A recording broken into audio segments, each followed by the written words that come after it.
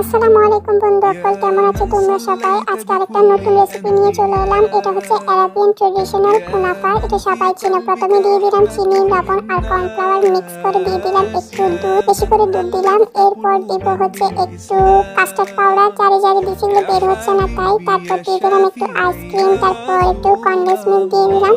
সবগুলো ভালো করে মিক্স করে জাল করে নিলাম। এভাবে ঠিক হয়ে আসলে তারপর চুলাটা বন্ধ করে দিবা। এরপর আমি একটু নারকেল ব্লেন্ড করে দিয়ে দিলাম, ভালো করে মিক্স করে ফ্রিজে ঠান্ডা হওয়ার জন্য। এরপর একটা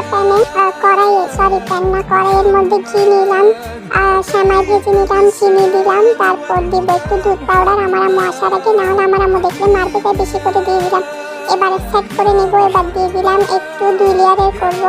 এবার একটু সেমাই দিলাম, দুধের পাউডার দিলাম, যে ব্যাটারটা রাখছি সেটা দিলাম, তারপর আবার সেমাই দিব, তারপর আবার তাড়াতাড়ি করে দুধের পাউডার দিয়ে দিব। আমার আম্মু আসার আগে, না হলে মাইক দিবে, কাটা তাড়াতাড়ি করে ফেলাই দিই। তারপর হচ্ছে বাদাম দিয়ে সুন্দর করে কিশমিশ দিয়ে, কাজু বাদাম, কাঠবাদাম, যা যা বাদাম খুঁজে পাইছি সবগুলো দিয়ে বানিয়ে ফেললাম। সবাই যার যার বাসায় বানিয়ে খেয়ে নিয়ে। আল্লাহ হাফেজ।